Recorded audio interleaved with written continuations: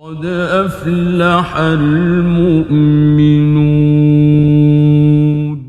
أعوذ بالله من الشيطان الرجيم.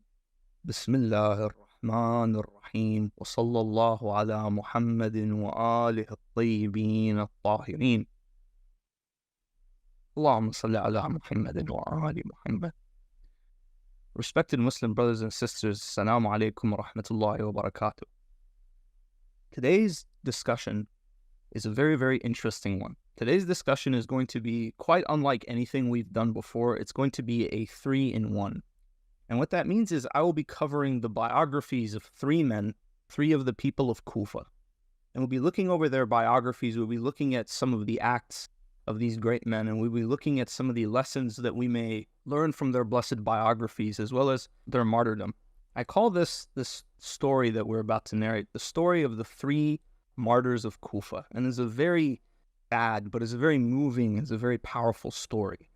And I have spoken time and again, whenever we break down the biographies of Salaf al-Salih, we're not just telling these stories because they're interesting. We're telling these stories because we wish to grow closer to Allah subhanahu wa ta'ala and to Muhammad sallallahu alayhi wa sallam and to his blessed Ahlul Bayt alayhim salam, by examining the lives of their Shia, by examining the lives of some of these figures who maybe some of you have never heard of before. Some of you may have heard of some of these figures before, but you may not know all the details of the story. You may not know the sources regarding these stories, where they come from. Maybe some of you have doubts about their authenticity. These 3 figures, their story is very powerful, it's very moving, and unfortunately, the ending to each one is very sad. It leaves a strong, strong impact on the heart. And as I was compiling them, I found myself thinking, subhanAllah, these men, how neglected they are. Many of us, when we look at these individuals, we think we know enough about them, we think we've studied them enough, but sometimes when it comes to our Salaf al-Salih, especially in a certain time period, I think that perhaps the most madloom tabaqa, the most madloom generation was that generation of the disciples of Amir al-Mu'mineen salamullahi alayhi. Because when you look at Islamic history, if you saw the Prophet, you were labeled a Sahabi, and your hadith, your ijtihad, your rulings were given credibility, they were given weight, you were given respect, you are held in high regard. But when it comes to the Tabi'un, the second generation, all of the Tabi'un are respected, but the one group of people that is rejected, that is put down, that is buried almost, is the Tabi'un who are companions of Imam Ali. For some reason, the companions of Imam Ali salamullahi alayhi, the ones who held on to his wilayah, who believed in his superiority, you'll see that history has tried to suppress them and their merits. And it was only because of the determination of some of our scholars, among them Shaykhuna al-Thaqafi sahib al-Gharat, and among them is Shaykhuna al-Mufid rahmatullahi alayhi. It was because of the efforts of these men, of Shaykhuna al-Kashi rahmatullahi alayhi, it was because of the efforts of these men that these stories survive, so that we may benefit from them. Inshallah, what I will do is I will begin with a story from the streets of Kufa. Correct? I will begin with a story, and that story will lead us into the 3 biographies, and we will cover them one by one. The story begins, and this story is narrated by Shaykhun al-Kashi in his book, Ikhtiyar Ma'rifat al-Rijal, which is an abridged version of his book of Rijal. So he narrates the following under the biography of Sayyiduna Habib ibn Muzahir.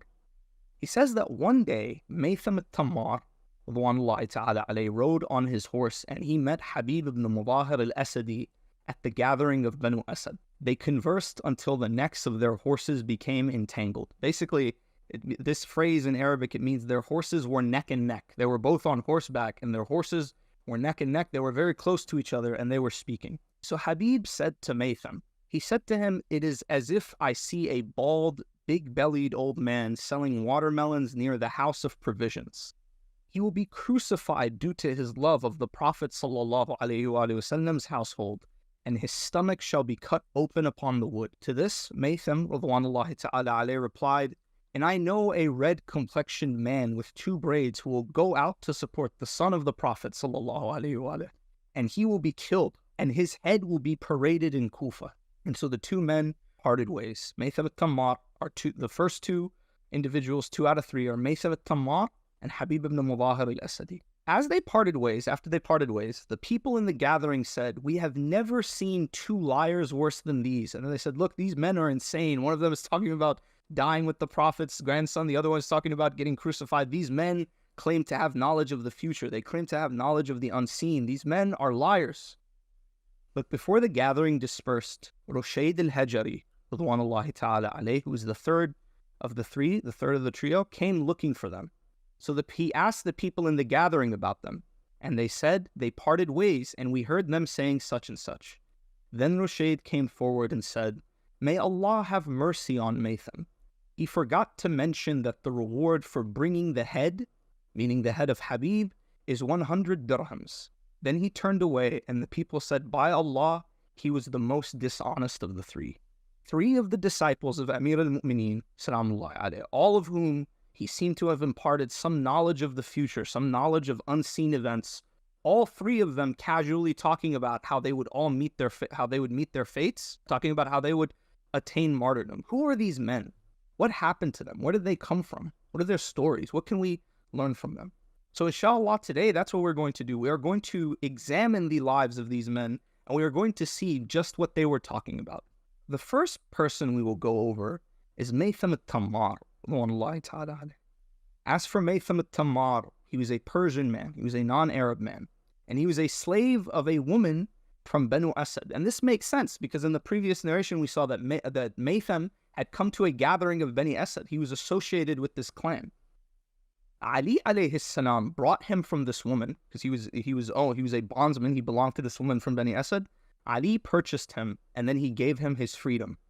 Ali then asked him what his name was. To this, Maytham replied that his name was Salim, which is an Arabic name. Imam Ali al-Muminoon salamullahi alayhi said, Rasulullah sallallahu alayhi wa sallam told me that the name which your father gave you in Persian was Maytham.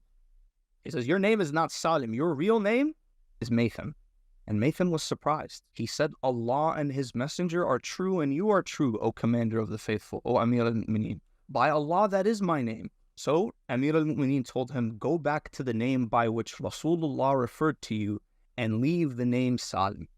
Imam Ali, is clearly from the first meeting, from the get-go, Imam Ali is telling this man, Rasulullah told me about you. Rasulullah spoke to me about you. Rasulullah is the one who ordered me to find you and to free you and to make you one of my disciples. And from the beginning, he's demonstrating to Maytham al-Tammar, it's like the knowledge that we, the Ahlul Bayt, have is knowledge you cannot find anywhere else. And so his name became Maytham and Salim became his kunya. So his kunya is Abu Salim. On that same day, Ali alayhi salam told him, after me you will be seized and you will be crucified and you will be stabbed by a spear. And on the third day, your nostrils and mouth will fill with blood, which will color your beard. So wait for that color to come. You will be crucified on the gate of the house of Amr ibn Hurayth. You will be the 10th one of 10 crucified men, and you will have the shortest timber among them, but you will be the nearest of them to the ground. Come so that I may show you the palm tree of the timber of whose trunk you will be crucified. So Imam Amir al-Mu'mineen alayhi salam took Maytham by his hand and took him to a palm tree.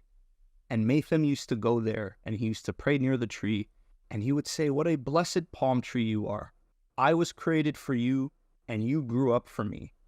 He continued to frequent it until it was cut down, and he knew the place in Kufa where he would be crucified. And he used to meet Amr ibn Hurayth, the man who Imam Ali told him, you will be crucified on the gate of the house of this man. And he said to Amr ibn Hurayth, one day I will be your neighbor, so please show neighborliness to me. So Ibn Hurayth thought, when he says I will be your neighbor, he's thinking he's going to purchase a house near me, he's going to live by me, he's going to be my neighbor. He said to him, do you want to buy the house of Ibn Mas'ud or the house of Ibn Hakim? Amr ibn Hurayth had no idea what Maytham was talking about. Maytham is said to have foretold the death of Muawiyah.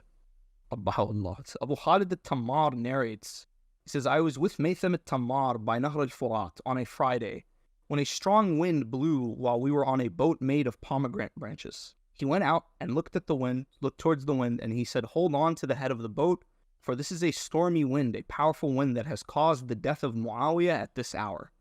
When the next Friday came, news arrived from the Levant, from Syria. Abu Khalid al-Tammar says, I met the messenger, the courier, and I said to him, O servant of Allah, what is the news? What news do you bring? He said, the people are in good condition. The commander of the faithful, i.e. Muawiyah, has passed away, and the people have pledged allegiance to Yazid, qabbahahumullah. I asked him on which day did he pass away, and he replied on a Friday. So we see that Maytham not only knew of his own death, we see that he knew of the death of Habib, and he even knew information regarding the death of Muawiyah. In the year that Maytham was killed, he made pilgrimage to Mecca.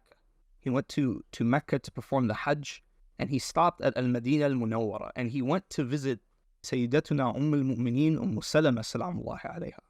So when he went to visit her, when he informed her of who he was, he himself, I believe, narrates the story. When he met her, there was a screen placed between them, and he informed her of who he was. He says, I am Maytham, I am Abu Salim, I am a man from Kufa, and I've come to do my Hajj. And so she replied to him, she said, by Allah, how often I heard Rasulullah mention you. He used to commend you to Ali in the middle of the night. So Sayyidah Salama, salamullahi alayha, saying, I remember you, I know your name, I've heard of you so many times, because I remember Rasulullah sallallahu alayhi wa sallam, many times at night, he would sit with Ali salamullahi alayhi, and they would talk about you. This is an interesting parallel. We know some of the Tabi'un, that came after the Sahaba who never met Rasulullah. Rasulullah mentioned them in a good way. So for example, Malik al-Ashtar is one of them. Uwais al-Qarani is among them. And certainly Sayyidina Maytham al-Tammar is one of these people. Then he asked her about al-Husayn salamullahi alayhi. After speaking with Salama, he asked her about Imam al-Husayn. And she told him that al-Husayn was at an estate of his. He's not here in Medina. He's outside of town. He's at one of his estates. Maytham told her, tell him that I would have liked to greet him. I would have liked to meet him. And that we will meet before the Lord of the worlds if Allah the Exalted wills. Salama, salamullahi alayha, then called for some perfume, and it was applied to Maytham's beard. Soon it will be colored by blood. Is the word? Some reports say that Maytham said this. Other reports say that it was in fact Sayyidah Salama who said this, and she too knew of what would happen to him. As Maytham left, he happened to counter Abdullah ibn Abbas. This is in al-Kashi's report, and he foretold him of his death. Foretold Ibn Abbas. He says, Ibn Abbas, I'm going to be killed soon. I'm going to be crucified. And he doubted Maytham's sanity.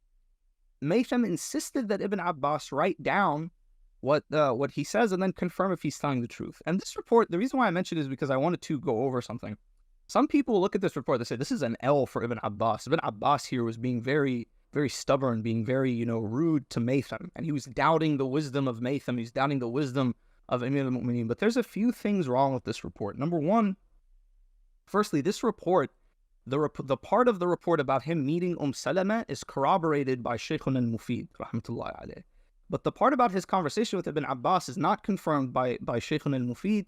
And this is an issue with Rijal al-Kashi, is that sometimes it has these strange reports that don't make a lot of sense, or that have weak chains and they don't match up with the other reports. In this case, we can clearly see that there's something wrong with this report, because this report says that Ibn Abbas called for a pen and paper and he wanted to write down some of the things that Maytham was narrating regarding the Quran. But we know that by this time, the year which Maytham died is the same year that Imam al-Husayn left for Iraq. We know by then that Abdullah ibn Abbas was blind. So this part of the story we can say is very dubious. In any case, Maytham al-Tammar went back to Kufa. And when he went back to Kufa, Ubaydullah ibn Ziyad, la'inahullah, had him arrested and brought to him. And he had been told that this man was one of the closest people to Ali salam. And during the rule of Ziyad and his son Ubaydullah, and then during the rule of al-Hajjaj, la'inahumullah, the rule of these tyrants, being associated with Imam Ali was a death sentence. As in, they would bring you in, and you were Ali's companion, you were Abu Turab's companion, you were affiliated with Ali. If you say yes, they're like, we're going to kill you, unless perhaps you do this, this, or this. And usually they would ask that person to dissociate from Ali. So when they brought Maytham in, Ibn Ziyad said, for shame, is he not a Persian? And subhanAllah, this is quite, shows you the foolishness and the arrogance, the ignorance of Ubaydullah ibn Ziyad. Ubaydullah ibn Ziyad's own mother was Persian. Marjana was a famous Persian lady. We're not going to go over her biography. For those of you who want, you can search her up. And so he's mocking this man for being a Persian when he in fact is half Persian himself. He asked Maytham, and it seems that he was trying to mock Maytham. He says, Aina Rabbuk? So we don't know exactly what he meant by this. Perhaps he was mocking him, saying that, your Lord is Ali, you consider Ali your Rabb. Or perhaps he was mocking him, saying, you're a non-Arab, you don't know the Quran, right? Aina Rabbuk. And so Maytham replied, Inna Rabbi bil Mirsad, right? Or Huwa bil Mirsad. So he says he is looking down on every wrongdoer, and you are one of the wrongdoers. Ibn Ziyad, la'anahullah, was startled by this reply. He said, despite your foreign accent, you say what you mean. What has your leader told you that I will do to you? So Maytham responded to him, he's told me that you will crucify me as the 10th one of 10 men, he answered. I will have the shortest timber among them, but I will be the nearest to them to the place of washing, which is the place of washing. This is a mistranslation. I got this from Howard. What he means to say here is like to the ground, because in Arabic the word is al-Mutahhar. And we know that after water is the first purifier in Islamic law. The second purifier when water is not available is the ground, right? Is the earth. This is why we do tayammum when we don't have access to water. So Ibn Ziyad declared, we will oppose him. As in, I will falsify Ali's prophecy. I will falsify this report that Ali gave you, that we will crucify you and you will be one of 10. He said, we will oppose him, we will prove him wrong. How could you oppose him? Maytham retorted. He did nothing but give me information on the authority of the Prophet sallallahu alaihi wasallam, on the authority of Jibreel alayhi salam, on the authority of Allah the Exalted. How could you oppose these? I know the place in Kufa where I will be crucified, and I am the first of Allah's creatures to be bridled in Islam. So many people, when it comes to Maytham's story, there are some details that people mix up or misreport. Maytham is the first person in Islam to be bridled. A bridle, if some of you have ever seen a horse, it's the thing you put in a horse's mouth and you use it to steer them. Bridling a person, you put a bridle in a person's mouth, is very, very painful. The report continues. Ibn Ziyad then had him imprisoned. And subhanAllah, the person he was imprisoned with was al-Mukhtar ibn Abi Ubayd al-Thaqafi, the man who would later on lead a rebellion of his own. While they were in prison together, Maytham told al-Mukhtar, he said, you will eventually get out and you will eventually kill Ibn Ziyad. And Mukhtar was eventually freed. Mukhtar, for the rest of his life, no matter how difficult the situation was, he always held out hope that he would eventually get out of the situation. Because he knew that Maytham's prophecy would come true, that what Maytham had told him would eventually come to pass. That he would eventually kill Ibn Marjana. And this was true. The head of Ibn Marjana, la'inahullah, was brought to al-Mukhtar, and al-Mukhtar stomped on his face many, many years later. Al-Mukhtar was released. And the reason why he was released, you have to go to the biography of al-Mukhtar to see this. But Ibn Ziyad ordered Maytham to be crucified. As Maytham was being taken out of prison, he was asked, would something satisfy you rather than this, Maytham? Like, Maytham, why did you get yourself into this situation? Is this what you wanted? And so Maytham smiled and pointed to the wood of the palm tree, and he said, I was created for it, and it has grown for me. And this report is located in al-Rijal al-Kashi. As Maytham was strung up on the wood, the people gathered around him at the gate of Amr ibn Hurayth. By Allah, he used to say, I will be your neighbor, Ibn Hurayth said. After he had been crucified, he ordered a maidservant to sweep under the wood, to sprinkle it with water, and to fumigate it.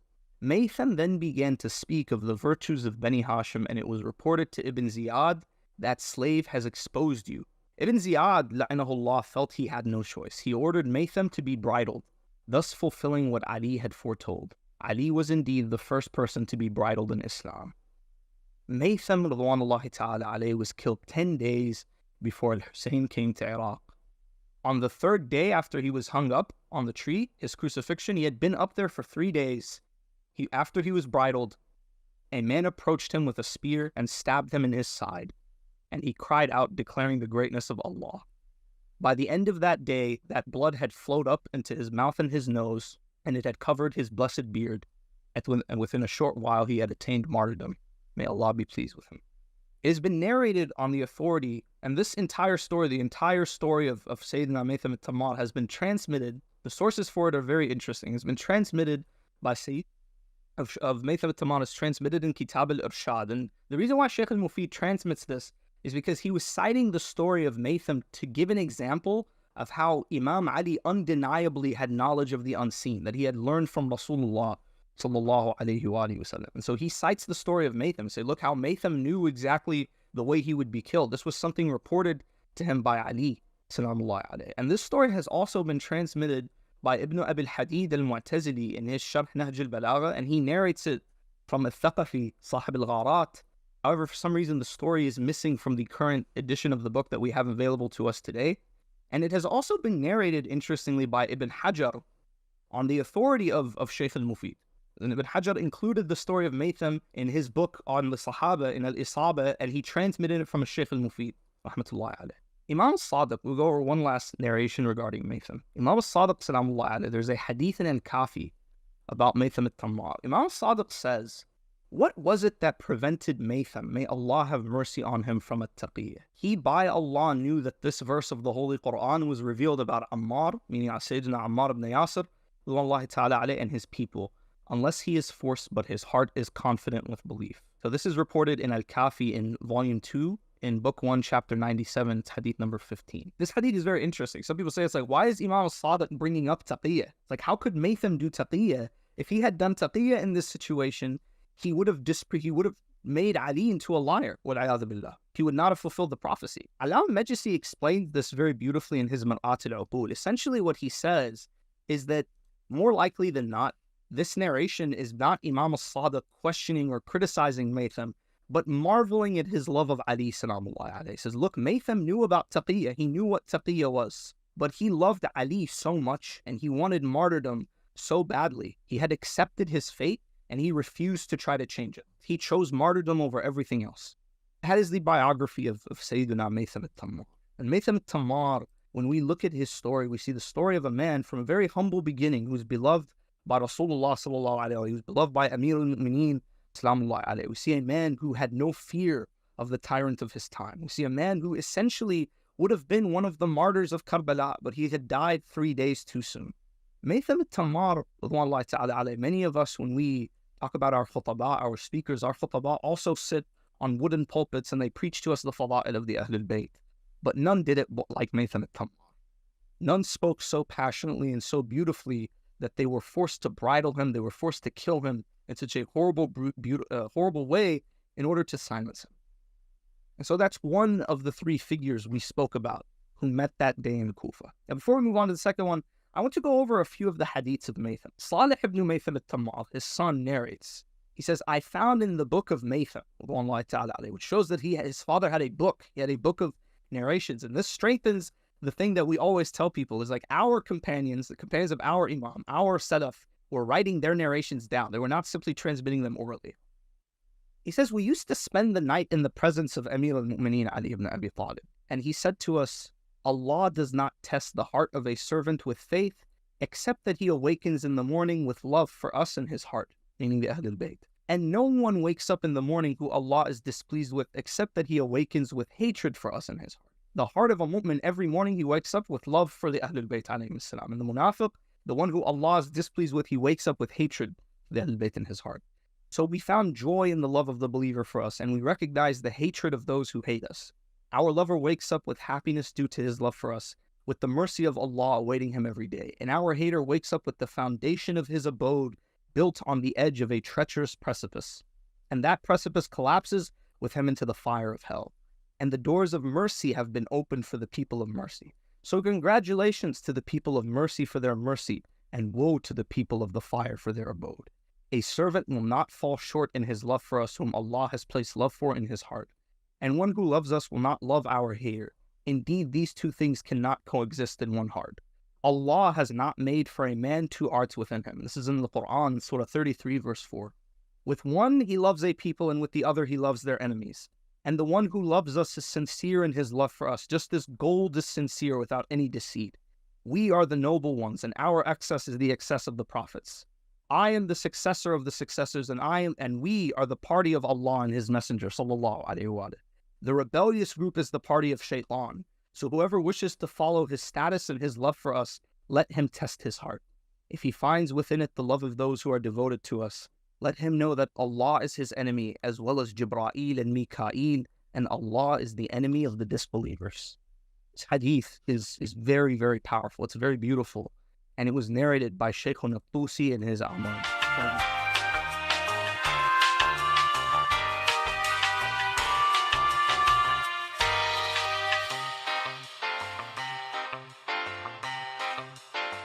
one of the few hadiths that survives from Sayyidina Maytham al-Tammar.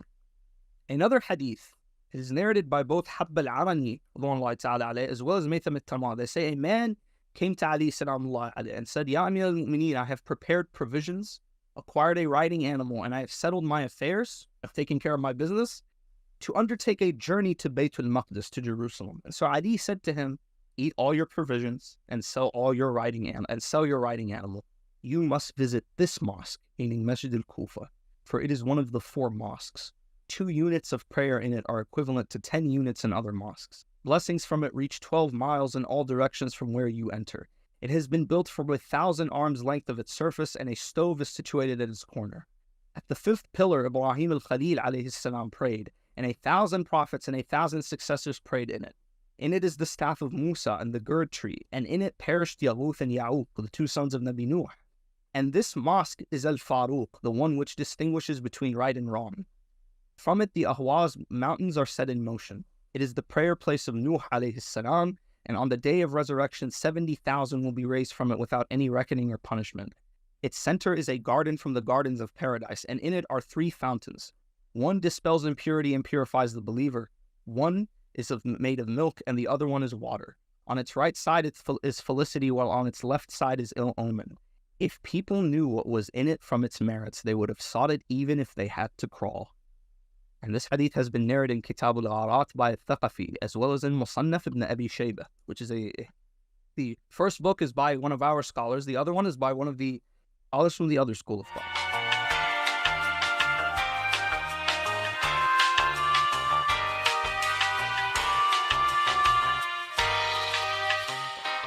So that is Maytham al-Tammar. That is one of the 3 disciples of Amir al-Mu'minin. The second disciple who we will go over is Rushayd al-Hajari. Rushayd was another close companion of Amir al-Mu'minin, and he was given something very special. He was given something in Arabic, it's called ilm al-balaya wal-manaya, the knowledge of calamities and the time of death. We have a hadith from the Ahlul Bayt confirming this, and Rijal Kashi is narrated with his chain to Ishaq ibn Ammar. He says, I was with Abu al-Hasan alayhi salam. This refers to, I believe, Abu al-Hasan al-Ridha. He says, we were sitting until a man from the Shia entered upon him. He said to him, O so-and-so, renew your repentance or engage in an act of worship, for there remains for you no more than a month. As in, the Imam was telling this man, you need to repent, you need to get your affairs in order, because you only have a short time to live. Ishaq says, I thought to myself, how strange is it that he is informing us as if he knows the lifespans of his Shia, or our lifespans. He says, the Imam turned to me angrily, and he said, O Ishaq, what do you object to in this matter? Indeed, al-Hajari was oppressed, he was mustad'af, and he had knowledge of lifespans. The Imam is more deserving of this knowledge than Rushayd al-Hajari. So the Imam is telling him, says, Rushay, you know as well as I do that Rushayd al-Hajari, he had this knowledge. The Shia of the Ahlul Bayt, we know the story. We all know the story of the martyrdom of Rushayd. If you believe Rushayd has this knowledge, why is it difficult for you to accept that your Imam has this knowledge? Continuing on, it has also been narrated that Amir al-Mu'minin alayhi salam used to call him Rushayd al-Mubtala, Rushayd the afflicted, because he will be tested, he will be afflicted. And he had imparted to him the knowledge of miracles and prophecies. Rushayd would meet a person and say, O so-and-so, son of so-and-so, you will die such a death. O so-and-so, you will be killed in such a manner, and the events would unfold exactly as Rushayd had foretold. As for the martyrdom of Rushayd, Abu al-Hasan al-Ajli narrates, I met the daughter of Rushayd al-Hajari, and I said to her, tell me what you heard from your father. She said, I heard him saying, my beloved, the commander of the faithful alayhi salam said to me, O Rushayd, how will your patience be when someone from Bani Umayyah invites you, and he cuts off your hands, your legs, and your tongue? I replied, Ya Amir al-Mu'mineen, will that be the last thing before entering paradise? Amir al-Mu'mineen responded to him, yes, O Rushayd, and you will be with me in this world and in the hereafter. His daughter continues, by Allah, no days had passed until Ziyad. The narration says Ubaydullah ibn Ziyad, but our scholars have agreed that he was killed during the reign of Ziyad, his son, or his father. He sent for him. He asked him to disavow Ali salamullah, to do bara'ah, but he refused. Ziyad said to him, "What kind of death did your companion promise you?" He replied, "My companion told me that you will ask me to disavow him, but I will not. Then you will proceed to have my hands and legs cut off and my tongue." Ibn Ziyad said, "By Allah, I will make your companion a liar." They brought him forward, they cut off his hands and legs, and left his tongue. They then carried him to our house, and I said to him, his daughter speaking, "O father, may I be your ransom? Do you feel any pain for what has befallen you?" He said, "By Allah, my dear daughter, it is like the sting of a mosquito among people." Then his neighbors and acquaintances came to visit him and to console him, and he said, "Bring me a pen and paper. I will narrate to you what I have been informed of by my master, the commander of the faithful, alayhi salam." Some people say, how could he write if he had lost his hands? We know from some of these sharhs of the hadith of Raziyat al-Khamis that when someone asks for a pen and paper, it's not always in the meaning that bring it to me, I will physically write it for you. Bring them and I will dictate it to you. That counts as me writing it essentially. So they brought him paper and a writing utensil, and he started narrating and dictating to them accounts of battles and events, attributing them to the commander of the faithful. When Ziyad got wind of this, he sent the executioners to him. They cut his tongue, and he passed away on that night. This report has also been narrated in Amali Shaykh al-Dosi. So now, that's two of the disciples of Amir al-Mu'mineen. That's two of his companions. Two of the companions of Amir al-Mu'mineen Sallallahu Alaihi who met on that fateful day in Kufa. We have Maytham al-Tammar who met with Habib, and we have Rushayd who came afterwards and corrected Maytham. You say, Maytham had some of it. He knew that Habib would be killed, but he was missing the details. He was missing the details of how much Habib's head would be worth. And now we arrive at the third one. Oh, when it comes to the companions of Hussein, the heart softened, and the pen stopped, and the tongue can no longer move, and we sit in awe of the companions of Abu Abdullah al-Hussein. Who is there like Habib ibn Muzahir al-Asadi? When you go to Karbala, inshallah, you will go to the grave of Abu Abdullah al-Hussein. You will ask Allah to grant you what you want. You will pray to Allah subhanahu wa ta'ala. You will use Abu Abdullah as your wasila, but do not forget Habib.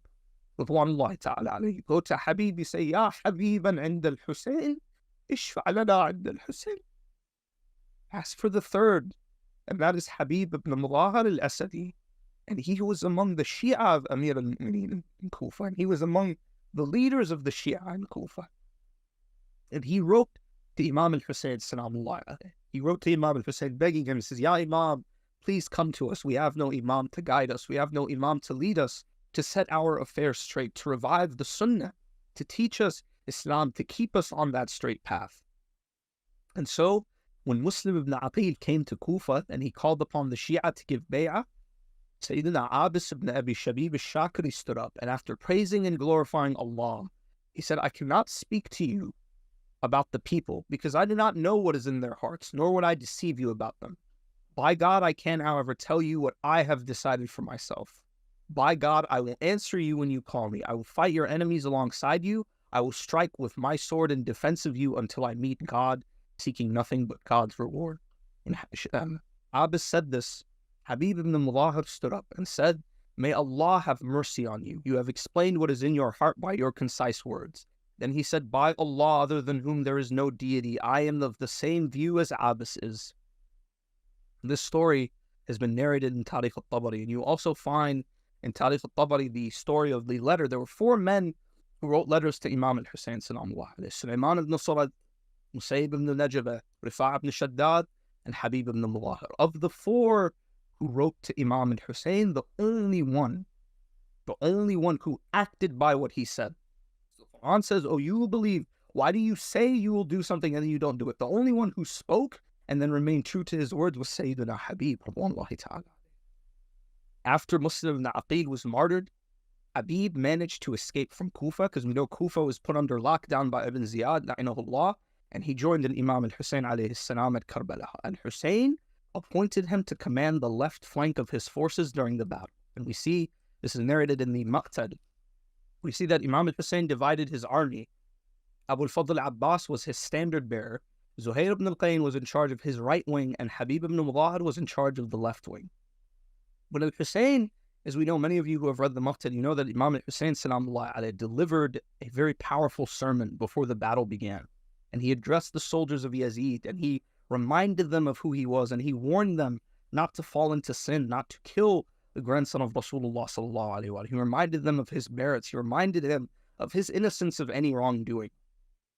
As Imam al-Hussein delivered this sermon, Shamr ibn al-Jawshan la'inahullah interrupted, saying, "Consider me as one who worships God very shakily on the edge, if I understand what you say."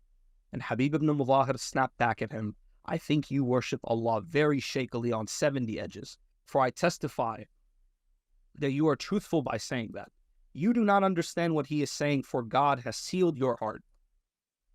We will then see that when the battle begins, Habib fought very fiercely, and during the battle, Amr ibn Hajjaj Zubaydi, la'inahullah, he commanded the right wing of Umar ibn Sa'd's army. He launched an attack against Abu Abdullah from the direction of the Furat. The two armies fought fiercely for a time, and during the melee, Muslim ibn Awsaj al-Asadi was struck down. And from the reports, we see that Muslim ibn Awsaj and Habib ibn Muzahir, they seem to be friends. They seem to have known each other for a very long time. And so when Habib ibn Muzahir's friend Muslim ibn Awsaj was struck down, Amr and his men withdrew, and the dust lifted. Al-Hussein salamullah alayhi approached Muslim as he lay dying, and he said to him, "Muslim ibn Awsaj, may Allah have mercy on you. Of them," and this is a verse in the Quran, "of them the believers is one who has accomplished his vow by death in battle, and of them is he who waits, and they have not changed at all." And we have reports that say Rasulullah sallallahu alaihi wasallam, whenever during the battles that he engaged in, such as the Battle of Uhud, when he would see one of his martyred companions, such as Mus'ab ibn Umair, he recited the same verse.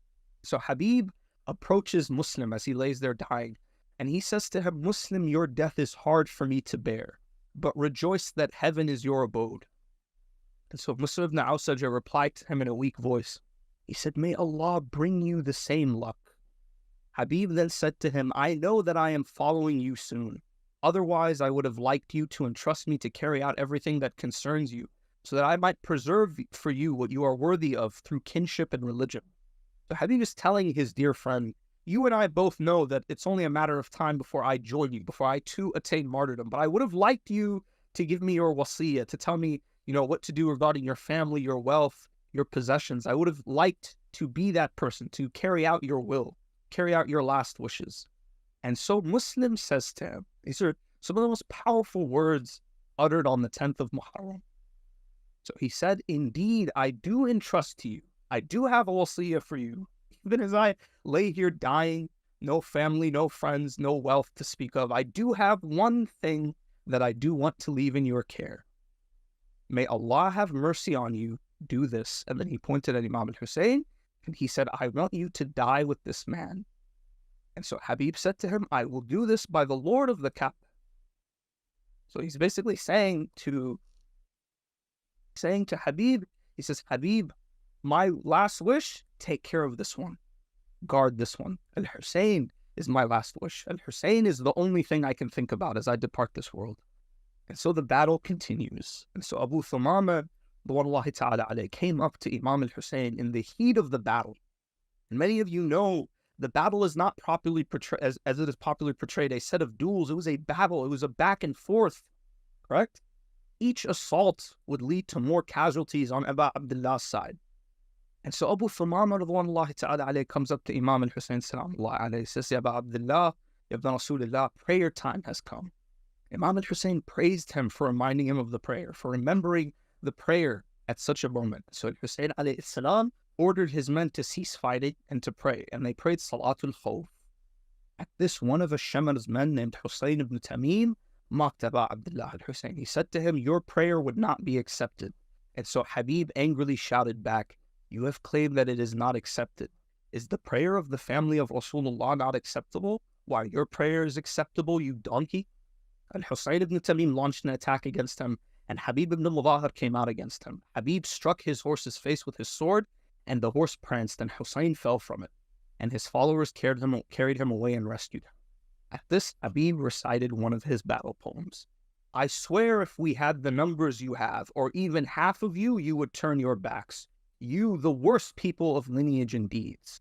And he also recited, and this is perhaps his most famous poem of all, I am Habib and my father is Muzahir, a horseman of battle and war that is kindled. You are more numerous than we, but we are more loyal and steadfast than you. Ours is stronger logic and clearer right. We are of greater piety and freer from blame than you. Habib then fought fiercely, and another man from Banu Tamim attacked him, but Habib struck him on the head with his sword and killed him. Then another man from Bani Tamim attacked him and stabbed him, and Habib fell. He started to rise, and al-Husayn bin Tamim struck him on the head with his sword. He fell, then the Tamimi stooped and beheaded him. Al-Husayn said to the other Tamimi, I am your partner in killing him. And the other declared, No, by God, no one except me killed him. And Al-Husayn ordered, Give his head to me. I will hang it on the neck of my horse so that the people may see and know that I participated in killing him. Then you will take it and go to Ibn Ziyad, la'inahullah, for I have no need for what you will be given for killing him. The man refused him, but then his people persuaded him to settle their dispute in that way. So he handed al-Husayn the head of Habib ibn Muzahir al-Asadi. And al-Husayn went around the army with it hung on the neck of his horse, and after that he handed it back to the Tamimi. The martyrdom of Sayyidina Habib greatly hurt al-Imam al-Husayn. Imam al-Husayn said, there are certain companions of his, when they fall, we have record of exactly the way Imam al-Husayn reacted. When Imam al-Husayn saw the death of Habib, he declared, I will dedicate my life and my brave companions to Allah. And then he too continued fighting until he and all his companions attained martyrdom.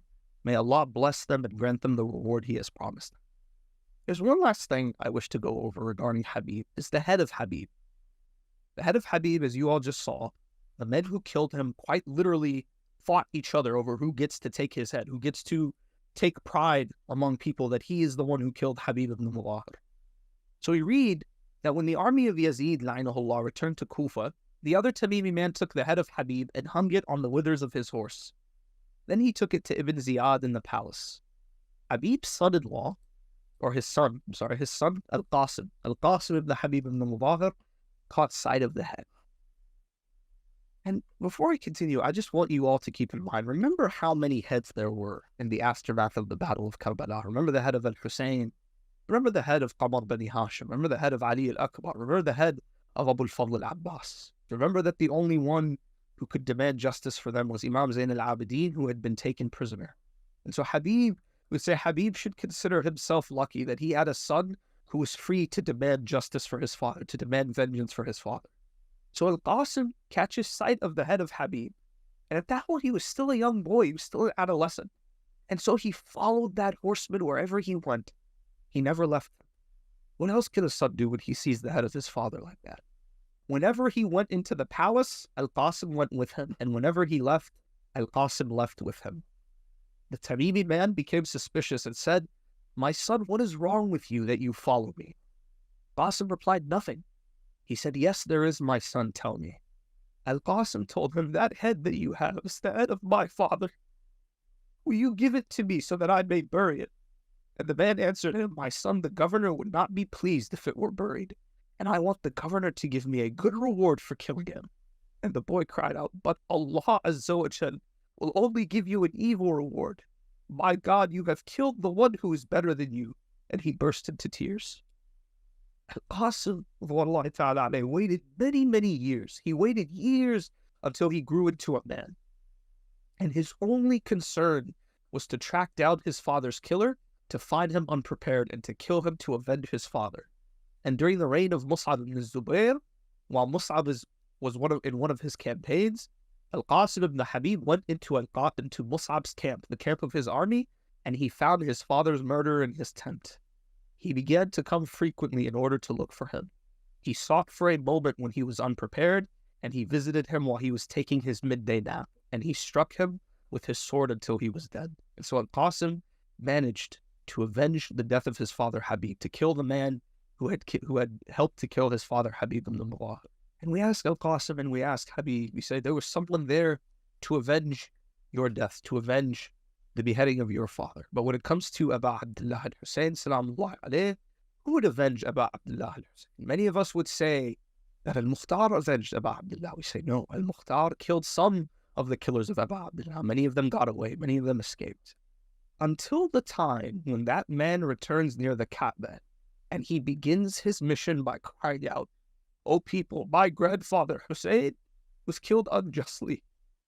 My grandfather Rushayd was killed thirsty, and that he will demand vengeance for Abu Abdullah salamullahi alayhi. That was 3 of the disciples of Amir al-Muminoon salamullahi alayhi. 3 of them who through different means attained martyrdom. One of them was crucified. One of them had his arms and legs cut off. The reason why we began this lecture with the verses from Surah Taha is to show you that some things in history remain constant. There will always be tyrants who behead and crucify and torture and mutilate and murder.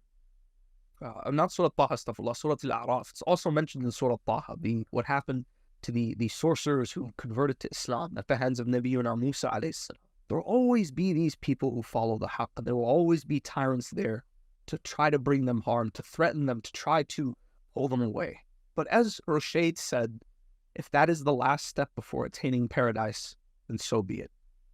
And so we ask Allah subhanahu wa ta'ala to bless us and to bless you, inshallah, with the honor of ziyarah of these great companions of Amir al-Mu'mineen. Many people don't know, but these 3 companions, their graves are known. Habib is buried with Imam al-Hussein, Maytham al-Tammar is buried in Kufa, and Rushayd al-Hajari has a shrine dedicated to him in al-Kifl. Correct? We pray to Allah subhanahu wa ta'ala to grant us the honor to visit these companions of Amir al-Mu'mineen, his beloved disciples. We pray to Allah subhanahu wa ta'ala to make us loyal disciples of the Imam of our time, Al-Jalal al-Faraj al-Sharif. We hope you enjoyed this lecture. We hope you benefited from it. And we'll catch you on the next one, inshallah. We'll end this majlis, Surah Al-Fatiha. تسبقها الصلاة على محمد وآل محمد. اللهم